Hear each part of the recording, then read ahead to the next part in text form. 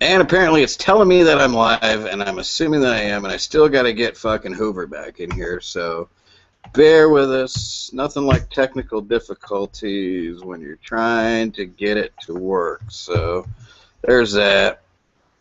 There you go. Click it and go. So, anyways, I guess I'll stand here and entertain you. I can do my dancing or just stand around and do nothing, which I'm really, really good at. So, um, I guess I'll thank everybody for showing up and wait for Hoover to come in. He's probably lost. So where the fuck is he? I have nothing to talk about. So yeah, well, there was a post done actually earlier today. Adolfo did it on our From Dusk Till Con webpage, and one thing that we were that he was touching on, and we've been discussing exponentially lately, is the growth actually that From Dusk Till Con has had. Summertime's a tough time to do anything internet wise. Everybody's outside doing their stuff, out having a good time in the summer because nobody wants to be cooped up because they're cooped up all fucking winter, especially if you're from the Midwest like we are. You get about 4 months of the year that are great, and then other than that, you're stuck in the house. So that's when a lot of, more internet stuff happens and more babies are conceived. So that's why you get a lot more summer babies being born. Do your math. So if you're born in August, your parents got busy in December, or at least mine did. So essentially what's happened with From Dusk Till Con is over the last 3 months, we've grown, which is outstanding. And we've grown, I mean, not in huge numbers, more so than we thought we would. Some of the shows have dropped off, mine and a couple others, but other shows have been taking off more. And that's one thing that I'm really, really surprised at, and we all are here at From Dusk Till Con, that they all are growing. And that's all because of you guys. So obviously we're doing something right. Either that or you like just standing there and making fun of us, which I don't blame you. I'd do that too. So what I guess I'm saying is, thanks for sticking around and putting up with our shit. Thanks for sitting here listening to me babble on nothing while I try to figure out where the fuck Hoover is, because I don't know why he did anything to his movie, and I really want to know myself, because I really liked this movie. And yeah, he was right. It was actually the only one of his I've seen, unless you count The Collective, which I've seen quite a few times now that I have it at the house. So what the fuck? I don't know. Let me see where we're at with this and try to figure out where the fuck Hoover is. Fucking late, motherfucker. He's getting high or something. So let me. I'm not even in the chat, so I don't even know if you guys can even hear me. I'm probably sitting here talking to myself, which would not be the first time. So let me go ahead and hit play here. If you hit play, you can anything to his movie, and I really want to know myself. Babble. I really like this movie. I'm working on video. It was right. It was actually the only one of his I've seen, unless you count the. So let's mute that so we don't see that. I have no clue why the fuck my video is not working. So let's see here. I really want my video to work. So let me try to work on that, and we'll try to do this. Oh, son of a bitch. Whoop, not that, and that's definitely not it. Let's try to change the settings there. Click on this one. Save. Boom. It may be because of the shitty-ass internet my mother has, so hell, who knows? I don't even know. So fuck it. Let me see here. Fuck it. I don't know.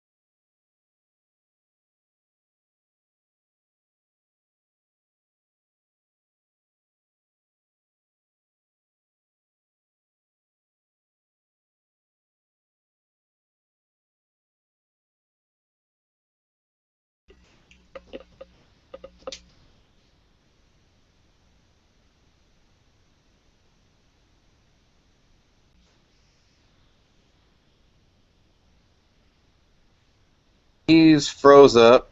Hey, there he goes. Maybe there he went. Now we're both fucking lagging. Fuck, I don't know what the hell the problem is. I don't know. It's probably this crappy internet, so I apologize. Say something, Hoover.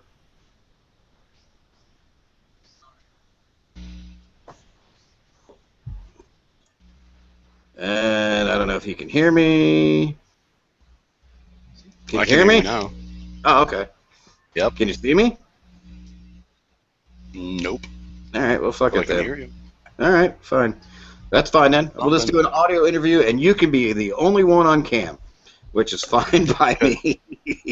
That'll be fun for people to look at for a fucking Yeah, go figure. So whether it's live or not, it is live, but apparently it's just you on video, which is fine by me. So, one question that's been asked a couple times that you informed me on today was this is a different cut of what everybody else has seen. What was it that changed, and why did you change it? What was the cause for it?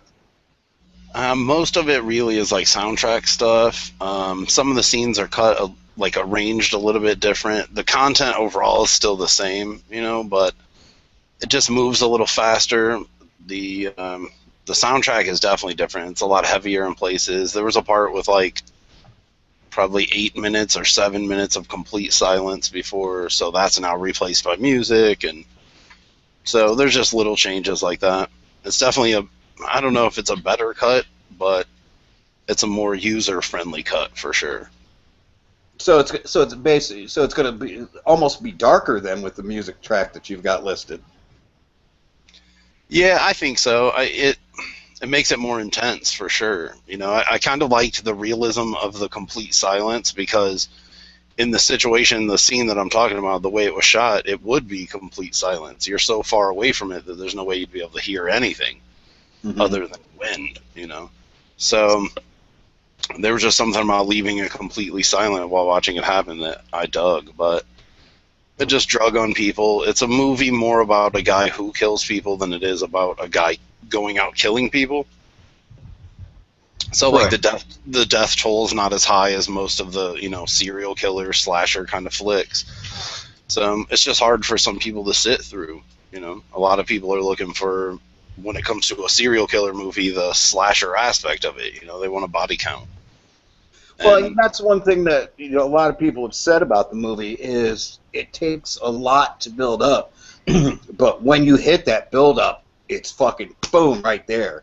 I guess it's like a slow hand job that's just got a huge fucking cum shot at the end. That should go on the DVD cover, dude.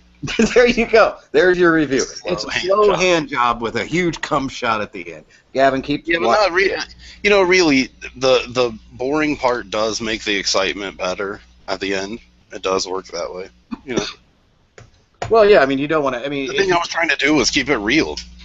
I was trying to realistically deal with the idea of someone meeting another person kind of out of the blue, and this dude revealing to him slowly but surely that this is what he does, Right on. And I think the real facts are the FBI says there's at least 30 to 50 serial killers operating at any time in the U.S. So that's people who are killing 3, 4, 5 people in a 6 or 8 year span. It's not the stuff we see where, 15 people in 3 months or whatever. That shit's insane. You just can't do it. Well, I've done a lot of research and reading, on serial killers, and it's usually, unless it's the thrill kill spur of the moment stuff, it's always spread out over time. It's right. Basically to overcome an urge. You satisfy the urge and you're good for a while. Then it starts building up. No, I'm not talking from experience, although it does sound like it now. So I'm probably. Yeah. The NSA is probably going, okay, I wouldn't say serial killer for you, Bill. You're more serial rapist kind of guy. It's not rape if you yell surprise. This is true, dude. Or if you bring balloons. Yeah, there you go. Balloons and yell surprise. She asked for it, dude. So.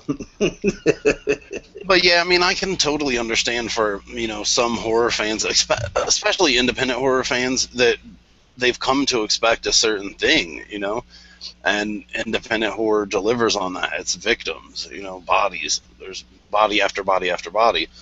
But this film I kind of wanted to go the other way with. You know, there are plenty of those films out there if that's what you're into. But Right. Well, and I wanted to think go with that's something that was the opposite. Well, and I think that's one of the reasons Time to Kill did so well. Is it wasn't, it was nothing like, everything else that was out there. It did the killing. It had the sex, the comedy, the cartoons, and the music. Right. A real good mixture of it all. And I think that's what needs to be done more so in independent horror for, independent horror to get big, which is, kind of an oxymoron, because if it got big, it wouldn't be independent horror. But then again, of course, you do want to get your product out there. Yeah, I don't know. That's almost the biggest separator in the independent scene now, is people who want to sell 1,000 copies and people who want to, sell 10,000 copies in Walmart. And that's a huge difference, man. The way you pursue a film, the way you shoot a film, the people who are in it, all that shit has to add up to one or the other. So if you're out to just make the best film you can with your friends for $800, the idea that you're going to get that film into Walmart is fucking stupid. You know what I mean? Like, you have to deal with that. You have to know that going in. That your $2,000 film is not going to be on Netflix. It shouldn't. You know what I mean? It shouldn't. It's not good enough for that. The production can't be high enough. I will give Netflix some credit. They're starting to to branch out a little bit. I mean, nothing too great, too big. Yeah. Of course not. Well, people say that to me. They're like, "Well, they have independent stuff on Netflix," and I'm like, "Yeah, they have $800,000 movies on Netflix." Yeah, exactly. So That's an independent movie. I think like even somebody like Dustin Mills is doing about the best you can with it. I mean, that guy has a lot of years of a photography background to pour into his films, so they look amazing. They have the content, they have the story, they have all the effects, they have everything you need, and still it just doesn't work. It doesn't pan out to that. I think when you get up to Scott Shermer's area of spending 8 or 10 or whatever thousand on your film, I think then you have a slight chance. But that's a rare occasion. You got to bring a lot of skills to the table to be able to do it for that much money. True. Well, I mean, I was really surprised that Netflix had Of Dolls and Murder. Granted, not too much of a low-budget film. I mean, I don't know what their budget was without looking it up. But it wasn't anything. That was based on Waters, though. True. Exactly. If it wasn't for him, I don't think it would have been there. Yeah, and, he did it. I definitely know he got paid, but he did it because he thought it was cool. Well, didn't he do it just for, scale? If I remember right? He did it for what he had to. Yeah. I think he just did it for, scale. And so, I mean... he thought it was cool. And that's cool, because he was, he did it because he liked it. You can almost tell when he's talking about it. He's actually, enthralled in it. For those who don't know, definitely go check the movie out. It's called Of Dolls and Murder. It is on Netflix right now, I still believe. If not, you can pick it up fairly cheap. It's a really good movie. I actually caught it first time, Days of the Dead Indy 2 years ago, I think it was. Yeah, 2 years ago. Really great fucking flick, especially if you're into CSI or anything for that matter. I won't give away all the details, but it's really fucking cool, and you'll be amazed. And plus, it's got John Waters in it, so it's going to be cool. Yeah, narrated by John Waters. Yeah, good stuff. Yep, I was very enthralled with it. I went out after I saw it there. I mean, and I admit that's the only reason I checked it out, was because it said John Waters. He actually does. You don't see him. He just does the narration, but he still does it so fucking John Waters. He does a great John Waters job of narrating it, for sure. Exactly. Not like he's doing the normal. Like, he definitely puts his John Waters twist on it, for sure. Yeah. Yeah, it's a good doc, man, for sure. Yep, I've watched it quite a few times. But I think you'd be blown away if you knew what it took to shoot that movie. What's that? I think you'd be blown away if you knew what it really took to shoot that movie, though.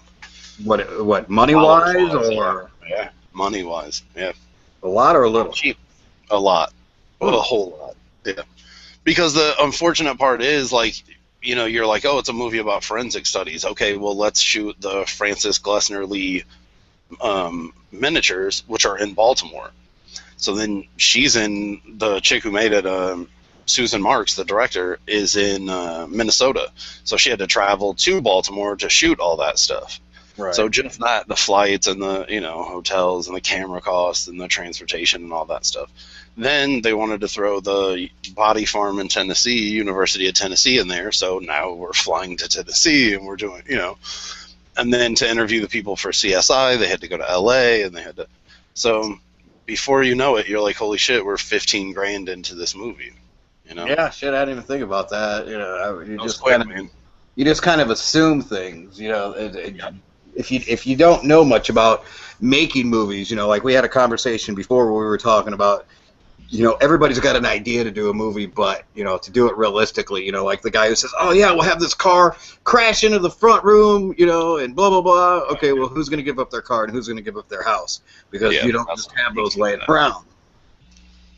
No, you can't do that. What kind of budget did you do? What kind of budget did you have for your movie?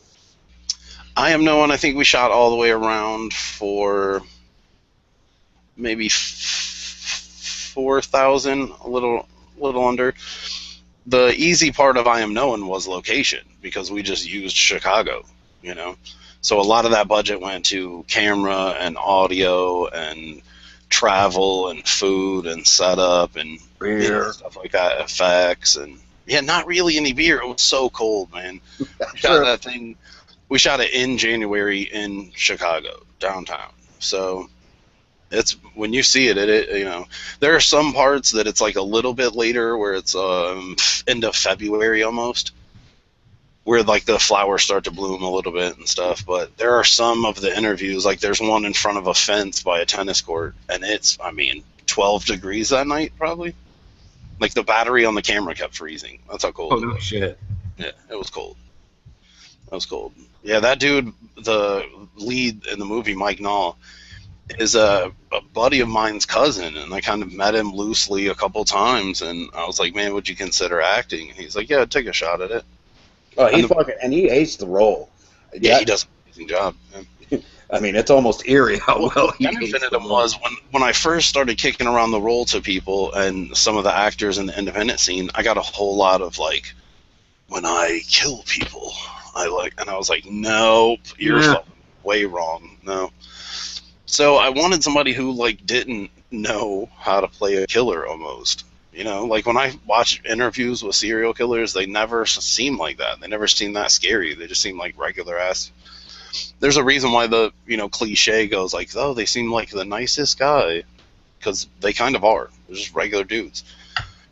So I wanted him to definitely be younger. I wanted him to kind of be like decently attractive or whatever, and not scary looking, and not like a creeper, and kind of a guy who could just fade into the crowd. Like, he could meet a chick at the bar, get her fucked up and smash her face in an alley. Like, he could do that. Yeah, haven't we all? But no, we haven't. Even that first scene, where not to give too much away, but when he first opens the door and he's in there in his boxers, are you fucking coming in? You can, feel the intensity where he did it. He was a fucking natural at it. I'll give him that. For you telling me that for that scene, I walked into his apartment. I'm like, this is what I'm going to do. I'm going to knock you open. Let me see enough of your body so I can see the blood. We'll walk this way. We'll do this. You'll yell at me this way. I'm not going to look at the body. You make me look at the body. And he's like, what does that mean? And I'm like, as far as you got to go, And he's like, all right, dude. So that was it. We were like, all right, let's go.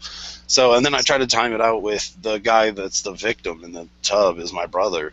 So I tried to work it out with him to where every time I would point the camera at him, I would hold my breath so that I could kind of get an idea of, okay, you can hold your breath that long if I can hold my breath, So yeah. He did a great job, man. Like, you don't see a ripple one. You really don't. Yeah, it is. That's a thing in indie movies. You always see somebody's leg move or somebody's eye twitch or somebody breathing. Like, that shit's normal. Somebody burps on the background. What the fuck, dude? Yeah. Yeah. And then like there are little things that we did in that movie. Like, a lot of the picture frames are missing pictures or are of people that are just strangers. Like, just pictures we found online or whatever. Just they have nothing to do with him. Some of the family pictures in his house are just of other people. You know? They're gonna be like, dude, that's fucking me. By the way, did you fucking, not to sidetrack, did you see that fucking deal that happened with my my friend and Samsung stealing her fucking picture? No.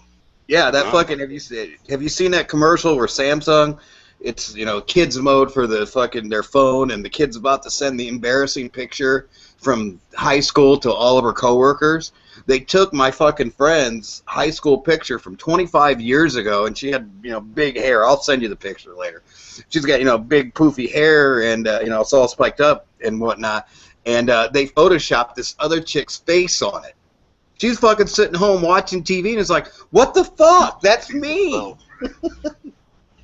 That's crazy, dude. Yeah, nothing she can do about it either, because she doesn't own the copyright to the picture.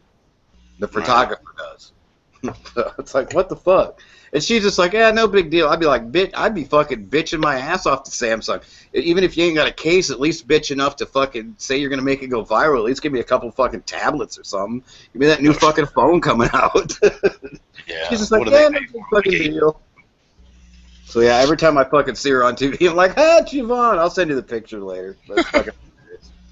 So, yeah, there was a push in the mid 2000s where people were looking for like stock stuff, like stock photos and stock video and stock, and a lot of yearbook companies, the photographers would sell off all that stock for just whatever reasons they could, or you know, because stock footage all of a sudden became a thing. That's probably exactly where. Then that's probably exactly where it came from. I actually took and did the side-by-side picture. You know, I did a screenshot of the fucking advertisements, and when you see the picture compared to her original, you're like, yeah, there's no fucking way that is not her. So it's like, what the fuck? So and they're like, well, here, go talk to our copyright team. They took half of her and half of somebody else and smashed them together. Pretty much, they photoshopped this other chick's face on it, and it's like, what the fuck? So I mean, just imagine sitting home and, you know, watching fucking TV, and all of a sudden you see your fucking high school picture with somebody else's face on it. You know, and the thing too is, it was fucking 25 years ago too, so it's not like it was a recent picture at all. That's crazy. Yeah, I'd be like, dude, that did not just fucking happen.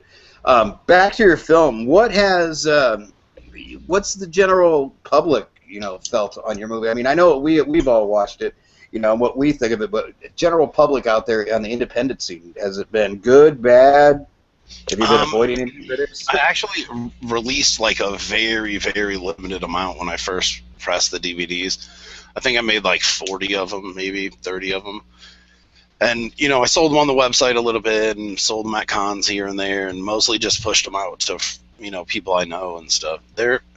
It's weird. Adam Rehmeyer made a film called Jonas, which was kind of the negative black and white to the Bunny Game. Mm-hmm. So what he decided to do with it was just give it away. So I was like hung up at the time, like, holy shit, like that's the way to do it. That's the future, man. Just make art and give it away to people, and if they dig it, you'll be able to make more. You've actually got a link to that on your webpage or on your Facebook page, don't you? Yeah, yeah. Well, we ought to talk to him. If he wants to screen it, we ought to do it here one night. Yeah, I think we're going to try to get something set up. He's got a new baby, so he's trying to work some stuff out. But oh, right on.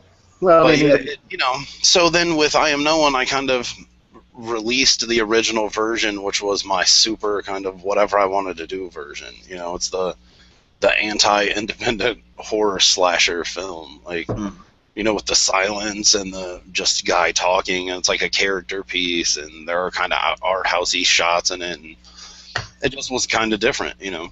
But I went back in now and recut it. I did a new commentary. There's a whole new release coming out from what I consider to be the best independent film company of all time. So they're going to put some stuff together and put a special release out and make it pretty dope. So, and, you know, I have a lot of other stuff I can throw on it, bonus material and short films and commentaries, and, you know, so it'll be a pretty loaded DVD. So the new release actually will be coming out. The few people who've seen it seem to dig it. You know, I've had a couple people say, like, I don't know, it's kind of slow, man. I'm like, well, that's totally fine.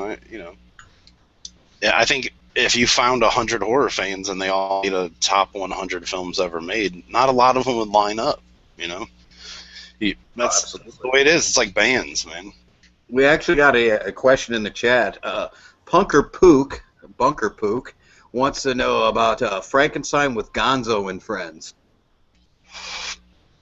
Food. The Frankenstein, dude. The Frankenstein. Is there a story behind it, or are we just fucking with it? No. That's it.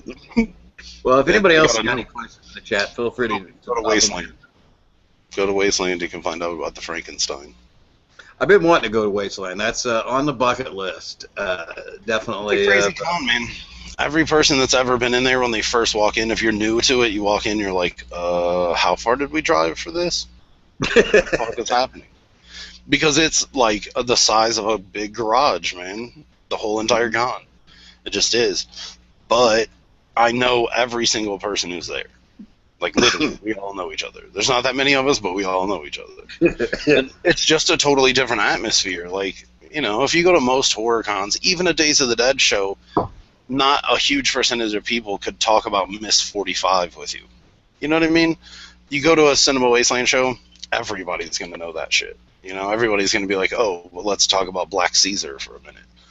It's just a different group of people. Like, they're, you know, they're not autographed hounds like most horror shows. They're not, there's no teeny bopper crowd there. There's no Walking Dead shit. It's just kind of old school poker. There's no fucking babies there? You can't get fucking slobber for $50? What the fuck, dude? What the fuck? For those that don't know, I'm sure pretty much everybody in the chat knows about it. Walker Stalker, you can now... oh, they added those babies, right? Yeah, you can meet the twins who played Judith, who had probably, in the entire last season, probably had 4 minutes of fucking screen time. But now you can meet the babies, and for $50, I bet you could buy one of their diapers. And if you stick around for $100, you could probably buy one of Herschel's, too, so... That's the most retarded shit I've ever heard, dude. Oh, yeah. It's fucking killing the scene, man. So fucking bad. Nah, it's not, though, man, because, like, Wasteland doesn't feel it. You know? There are places where assholes still run wild, you know, and those shows, hopefully when that shit subsides and those cats run out of money or whatever, then that shit will cool out. But I mean, it's definitely... Stop it's going to separate the men from the boys when it comes to it, and the Johnny-come-latelys, and the ones who are, you know, in it to quit it, you know. The ones that end up sticking around and still stay with, you know, everything that they do and stay true to it, those are going to be the ones that'll, you know, be around for a while. I don't foresee, you know, Walker Stalker lasting 2 more years tops. I mean, it's all going to depend on how the fuck does the show last after the show, anyways? Do you know what I mean? Like, how's that even work? You gonna put on a Cheers convention? Like, I'd go to that. I'd go to a Cheers convention. I'd go to a My Two Dads convention for sure, dude. What about Night Court? I'd go to a Night Court convention. That'd be fucking hilarious. I would do that. That'd be fucking hilarious. Just to say you did it. Yeah, I fucking drank beers with Bull. Harry pickpocketed me. No, really, fans have to, you know, like... People bitched about the Freddy and makeup for $847,000 or whatever that fucking cost. Oh my god, those fucking pictures. You know how fast that shit sold out, though? Like, guess what? They're going to do that again and again and again and again. That's just the way it is, man. Yeah, and you build it. I hate that shit. Because if you figured out how to sell leaves off your tree for $100 a piece, you'd fucking do it. You know, people are. Fuck yeah. That's what I'm going to do. Let them do it. So to me, it's like a totally separate thing. Like, it doesn't seem to affect my business at all. The people who are going to wait in line to get a baby's autograph or however the fuck that works. It's not. They're not even offering the autograph. All you can do is you can get a picture taken with the babies. Well, that's stupid too. What I'm saying is those people ain't buying a fucking movie from me. No. They're not. You know what I mean? So I'm cool with that. Like, go do that. I'd rather you do that than me have to pay to be at a vendor table for you to fucking not buy shit, you know? True. And that's what's happening is that people think like, oh, autograph prices are out of control. Guess where that fucking money came from? Vendors. That's Yep. all the money that used to go to cool shit that you could buy at a show. Now you can't afford it anymore. You got hit at the door, you got hit at the hotel, you got hit for food, you got hit for an autograph. By the time you get to us, you don't have shit left, man. And Actually, there's a question in the chat from TCM76. What's your next picture? my next flick, I'm actually shooting a flick with Brian Williams. We're Oh, shooting on the way to LA, this kind of epic road trip, revengey kind of gnarly flick. Brian's starring in it, I'm shooting it, so fuck. we're gonna Now I do wish I a wasn't co-edit alive. thing. It's gonna be cool, man. We're gonna just strewn beard hair all across the fucking United States. Well, you got the fucking time. It's 30. If you drive straight, it's 31 hours. So, what are you We're planning? not About 40? driving straight. So yeah, it's gonna be rough, but whatever. We're gonna make a good trip out of it, and it just makes for a great, backdrop for a movie. I think I haven't seen a lot of them. Wish I had. I wish I've seen more good, road trip movies. A lot of people that grow up like Brian's friends in Southern Indiana. That's it, man. You stay in Southern Indiana. You get a job at the concrete place and shut the fuck up and die eventually. So, to have that opportunity to push out and go to, Colorado and Idaho and Wyoming and see the Grand Canyon and, go to Vegas, and some of that stuff's just out of their grasp. So we're going to try to kind of capitalize on the fact that it's a couple $100s worth of gas away. Like, you just rock and roll, man. That's cool. I mean, and that's a good idea. It's taking advantage of the situation at hand, essentially. Yeah, we're just trying to, Brian's one of those people in the independent scene that just wants to bring back the independent part of it. The just people making cool shit because you want to.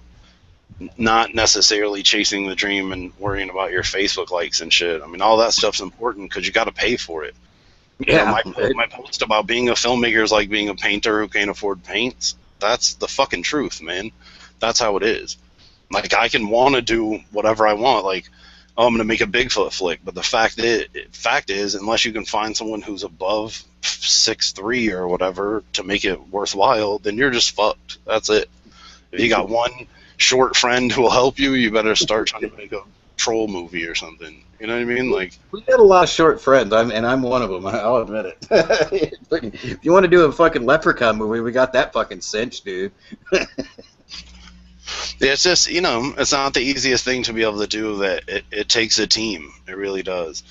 I think a lot of people don't watch credits at the end of movies, but that whole long list of fucking people is what it took to make a movie. It's not a director. It's not an actor. It's not a writer. It takes a lot of shit to make a movie. Even a $500 movie. You know what I mean? Like, it takes a lot of shit. It really does. How much time do you average spend on it? How long did case point example, the movie you got coming up? How long did it take you to film that? I Am No One was a little different, man. I had to teach him kind of how to be an actor. Like, he didn't know how to do that, like, functionally. Like, he just didn't know how to move and how to, take his time and how to, block shots and move around a room and interact with the camera.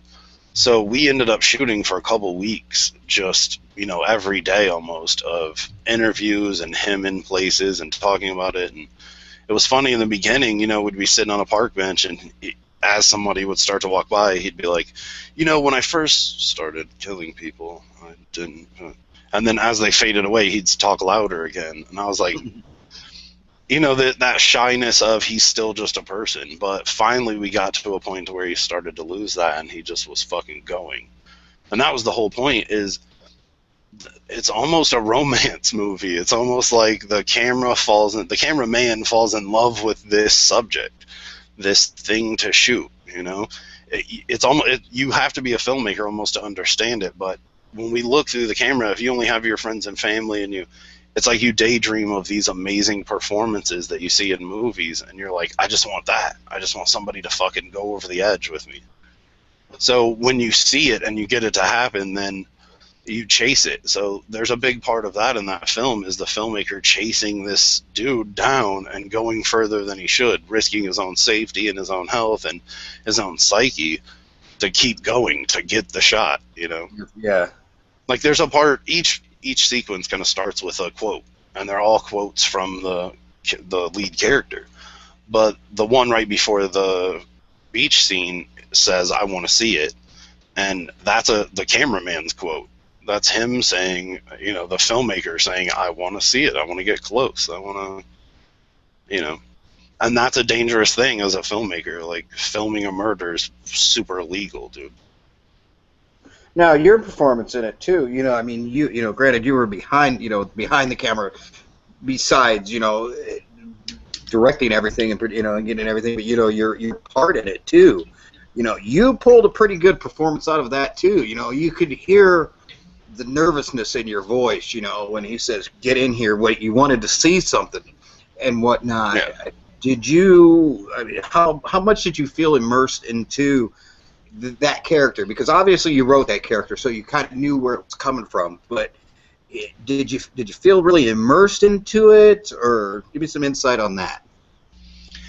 Yeah, I mean, I really tried. Like, that exchange we have in his apartment, I really tried to feel like, as a horror filmmaker, I've seen a bunch of horror movies and independent shit, and there starts to be a hill that you climb, where you're like, I've seen the Guinea Pig series. Okay, I've seen August Underground. I've seen A Serbian. I've seen Sallow.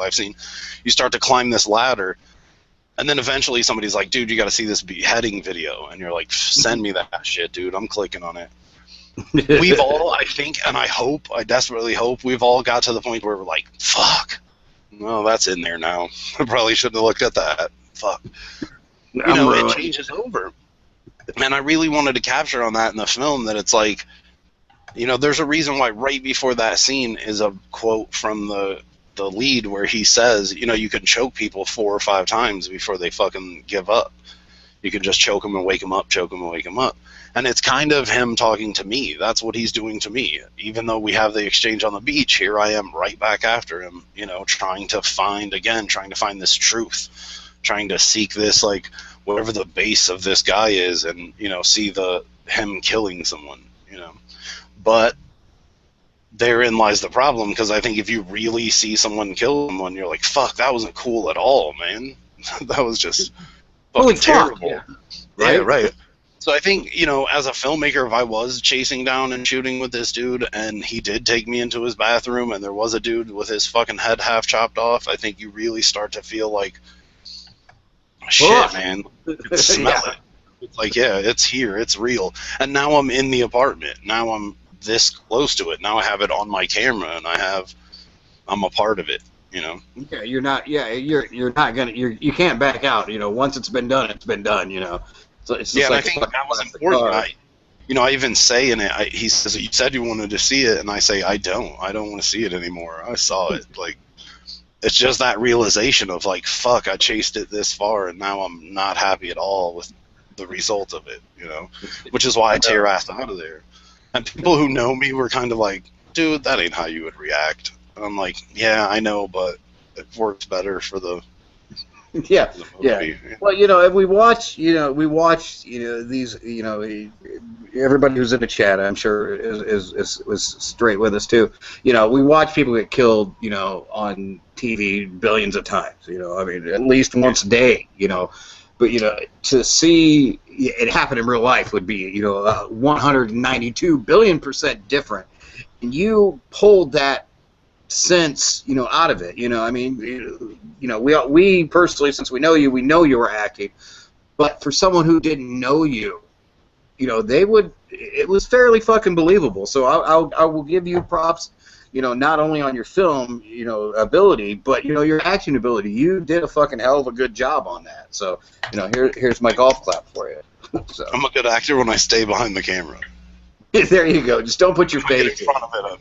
It's a disaster, dude. That's my favorite thing to do. Last one you did. Every person I've ever met, it's like, I want to be in a movie. I want to be in a movie. So I just turn the camera on. I'm like, walk from there to there. Instantly, you start like, do I put my hands straight up in the air when I walk? How do I? Like, you instantly forget how to walk. You just do. So I'm like, so you don't want to be a lead actor in a movie anymore? And they're like, no, I'm bad at it. Me, I'm just the one who's going, dude, I got the cars, man. We could put my fucking convertible in one. Now I got the RV. We could do a serial killer RV movie. There's your Just title. like our guy. Serial Killer RV. That's Right? a winner. You'll sell a lot of those, dude. We could do a part 2 of, we get with Lee and do a part 2 of the truck, the RV. Nice. That would be pretty badass. The dad of the truck is an RV. I'm gonna get with him on that. It's kind of like fucking Duel meets fucking National Lampoon's Vacation. That actually sounds really good. I got to copyright it, motherfuckers. Don't anybody take my ideas. Killer RV is mine. Well, there was that one movie. Well, they weren't. It wasn't a killer RV though. They were in an RV with Dennis Hopper and Warren Oates. I forget the name of it, but 70s movie. What the fuck was that? As soon as you said RV, I think of Intensity. Intensity was gnarly. Don't know if I saw it. It was a book. Yeah, I think it was a movie later, miniseries. I don't know. No, doesn't ring a bell. So, anybody else have questions? Yeah, we got about 7 minutes to go. So basically, I'm sitting here fucking wasting time. Anybody got any questions in the chat? Go ahead and throw them out. We got a few more minutes to go. What is your idea, or what is your opinion on the one thing I wanted to ask you? What is your opinion on the independent artists who only put out like 666 copies of a movie? I think you're pretty much only talking about Adam Albrecht right now. Well, no, I've seen a couple people do 1,000 copies or 50 copies and shit. Yeah, a lot of times though, 1,000 copies, 1,500, shit like that. Those are DVD minimums from author companies. You know what I mean? Like, a lot of times, if you go to a company, you say I need 300 DVDs, they're like, "Fuck you, you're gonna pay this much for them." But if you get $1,000, they're like, "Okay, I'll give it to me for $3 or $4." You know, so that's just a problem you run into sometimes. I know, like Scott Shermer with Found, like the minimum was $1,000. You got to get 1,000 pressed, so that's what he got pressed. I think doing a limited number is cool if, you know, it's a collector culture out there. A lot of people are down with, you know, limited versions and limited editions, and like that Bunny Game poster I have is like one of, I don't even know, 7 probably that's signed by the entire cast and shit. But I didn't buy it because of that. I bought it because I loved Adam and I love that movie. You know what I mean? So to each his own. If people want to buy those, that's cool. I have a little bit of problem with people like re-releasing movies 6 fucking times and this, that. Oh, what the fuck? Yeah, there was that movie that just fucking came out. Didn't just come out. It was a reissue. Shit. I can fucking see the cover and I can't think of it. But first, it was limited to 500 copies, and people were spending. It was Blu-ray, and it was 1,000 copies, and you know they were like, okay, you know, and it's going to be $80 for this, you know, because there's only going to be 1,000. Well, those sold out like that. So then they're like, oh well, since it sold out so quick, we're going to do another 1,000, and it was still $80, and fucking everybody who bought those first 1,000 were fucking pissed off. I don't blame them one bit, you know, because they fucking spent 80 fucking bucks on a Blu-ray, Right. and now because it was only going to be one of 1,000. Now it's one of 2,000. So, and you know, the fucking company's like, well, sorry, you know, we just want to make everyone happy. Bullshit. You want to make your fucking money. Quick question in the chat was, what's the next collective going to be about? I don't know, man. The collective, like, I've had people who bought the Volume 7 of the collective, and they're like, why is the spine bright red, and why does the word go the other way? Like, all the collectives go this way, the collective, the collective, the collective. But that one is flipped the opposite way. And I was like, because people, you know, like, stuff puts their feet in the air when it dies. People are like, oh, shit, does that mean the collective's dead? And I'm like, I don't know, man, maybe. Like, it's, you know, the collective was and will always be a beautiful thing, man. It was a lot of independent filmmakers coming together to work, you know, as one unit to try to push it. You know, if you made a 10-minute short as an independent filmmaker and you try to get people to take notice of that, good luck, man. That's not easy. But if you have 9 other independent filmmakers pushing it as well, then you have a good chance of somebody seeing it and, you know, you getting a better chance of getting your films from there on out there. But I don't know. I don't think the filmmaker lineups is strong. I think unless we can find new blood and, you kind of reset the whole thing, then maybe. I don't know. As of right now, I have no plans to make another one. Well, coming as a fan, I hope that you do. And everybody I've talked to, that knows about it, liked it. I've never heard anybody say anything bad about it. And I don't know if that's because they know I know you or they actually enjoy it. It's just weren't bringing it, man. I really feel like that. I feel like it wasn't what it used to be. There are, 7 volumes of that thing out there. And I think out of those 70 films, there are probably 50 great films, like really, really good films. But I think the not so good ones started to outweigh the good ones, And it's harder for me to get people to do it, and I've been making 2 and 3 on each one, and it just kind of got to a point where it wasn't that, all the filmmakers working together thing. The scene doesn't reflect that right now, man. It just doesn't. At one point we were all kumbaya because we needed each other, but now there's some money in the independent scene, so that shit has driven people apart. Yeah, it's just the way it is. Well, I'll continue to be a fan. I've always thought if I could do that, then the more I look into it, no, I can't. So actually, what it was, the movie I was talking about, by the way, was the Nightbreed director's cut. That was it, that they did the original. Oh yeah, the cable. Yeah, yep. And they were fucking shitty, and I don't blame them. I would be shitty as fuck too if I spent $80 on the fact that it was great. It was going to be a fucking limited edition. Now it's a less limited edition. So right. So anyway, shit you can do about it though. No. Yeah. So go figure. That's the business, and that's one thing I think a lot of people forget. That all in all, this is a business. Horror is a business. Just like fucking Nathan's show. Hey, make sure, quick plug, check out that show Mondays at 10 o'clock. Nathan Hamilton's Horror Business, great show, and he does a good music show too. But everything is a business. So that's which. That shit has its place, but I think the independent horror scene should have people who are just doing it because they love it. I think, filmmakers like Keith Boyd Jr. are kind of getting stuck in that shit now. Of you got to do a fundraiser for your movie, then you got to shoot it like this, then you have to get it out, and it has to have this, and you have to promote it this way, and that shit sucks, man. Like, why be an independent artist if you're going to chase down, even in the most successful sense, a couple $1,000s? You know what I mean? Why not just make cool shit and get it out to people and try to do things in a way that the Hollywood system wouldn't let you. That was a big thing I loved about Toe Tag, is Toe Tag's movies always had content that would have got squashed by any fucking Hollywood producer. Anybody who paid for that would have instantly been like, take this out. Found is a great movie, and they would have pulled the dick part immediately. It would have just been over with. And now, because that headless scene was in there, they're going to make a whole nother feature based on that character. So those are the beautiful parts of independent cinema to me, is that you can get out shit that just otherwise wouldn't be seen. And that's what me and Brian are doing with our new movie, is we're trying to chase that. We're trying to chase the artistic end of it, and not everything needs to be a big production and needs to have Linnea Quigley in it. Like, some things can just be, a beautiful, intimate, grungy fucking look at life.